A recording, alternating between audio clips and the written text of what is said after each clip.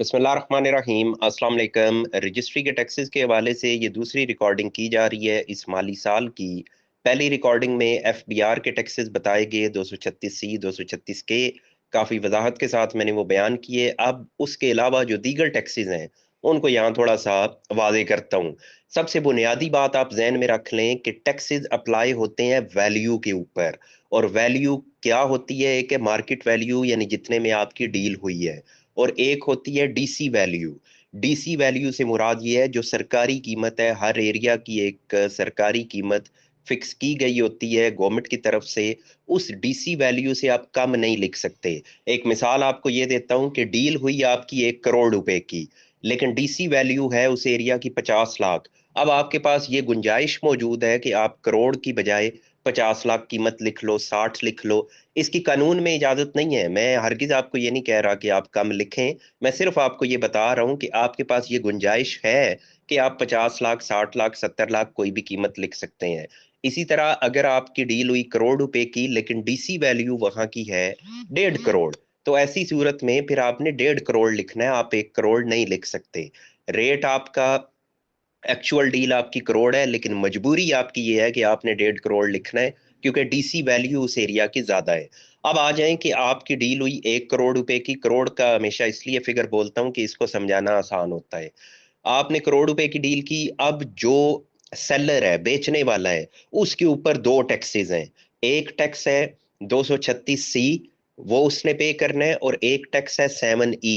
ये दो टैक्सेस बेचने वाले के ऊपर है, और खरीदार के ऊपर बाकी के टैक्सेस हैं, जिसमें 236 के, उसमें स्टैंप ड्यूटी शामिल है, उसमें बल्दिया का टैक्स शामिल है, और इसके अलावा कुछ छोटी छोटी फीसेस होती हैं जो मिला के तकरीबन 8-10 हज़ार रुपया बन जाती हैं।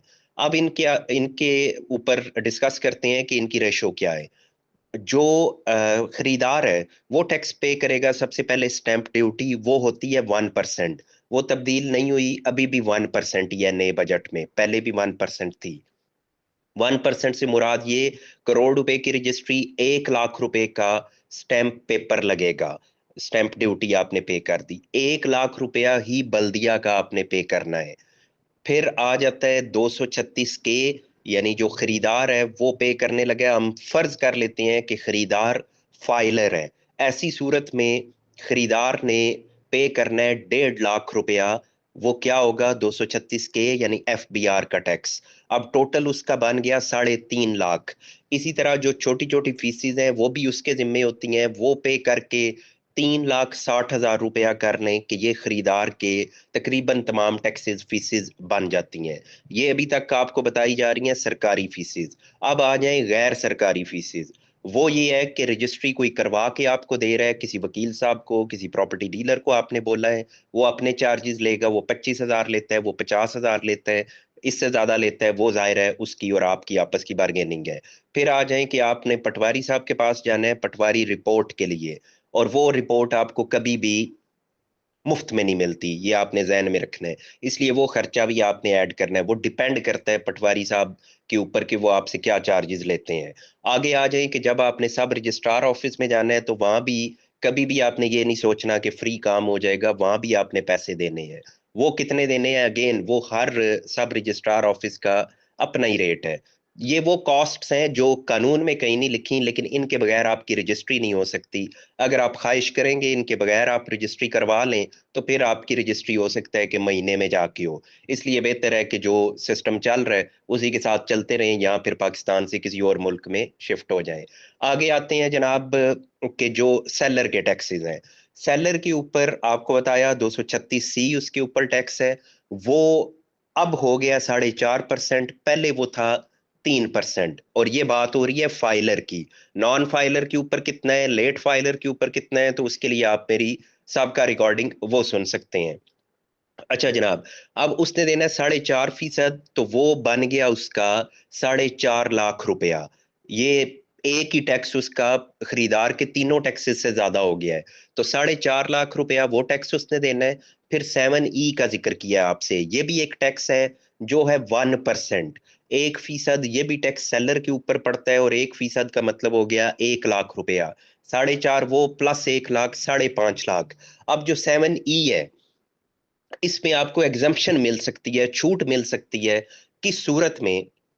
इस सूरत में कि अगर आपकी प्रॉपर्टी की मालियत 2.5 करोड़ से कम है, या आपकी प्रॉपर्टीज हैं जो यानी सिर्फ इसकी नहीं, ओवरऑल आप जितने भी ओनर हैं प्रॉपर्टीज के, उनकी वैल्यू 2.5 करोड़ से कम हो, या अगर 2.5 करोड़ से ज्यादा है तो फिर भी उसमें गुंजाइश होती है कि एक ऐसा घर जिसमें आप खुद रह रहे हैं वो इसमें काउंट नहीं होता। इसी तरह से एक ऐसी प्रॉपर्टी, कमर्शियल प्रॉपर्टी जो आप खुद यूज कर रहे हैं, वो भी इसमें काउंट नहीं होती।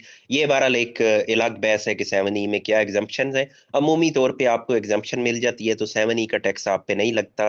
अब ओवरऑल अगर हम बात कर रहे हैं तो 3,60,000 रुपया, करोड़ रुपए की प्रॉपर्टी पे फाइलर खरीदार पे कर रहा है, 4,50,000 फाइलर सेलर पे कर रहा है। उम्मीद है कि आपको ये तमाम टैक्सेस क्लियर हो गए होंगे। बाकी जो एक्सपेंसेस हैं जो आपने टीए देने हैं, खिदमत की रंग में देने हैं, या ब्लंटली कहें तो रिश्वत जो आपने देनी है, वो इसके अलावा है। वो अमाउंट लाख रुपया भी हो सकती है, वो लाख से ज्यादा भी हो सकती है, लाख से कम भी हो सकती है। ये आपकी कॉस्ट्स हैं। ये डिपेंड करता है कि प्रॉपर्टी की वैल्यू क्या है। हमेशा सबसे पहले जब आप लोग सवाल भी करते हैं या जब कैलकुलेशन की तरफ जाने लगते हैं, तो सबसे पहले आपने वैल्यू डिटरमिन करनी है। वैल्यू क्लियर होगी तो फिर आगे कैलकुलेशन आपकी बनेगी कि आप पे टैक्स कितना लागू हो रहा है।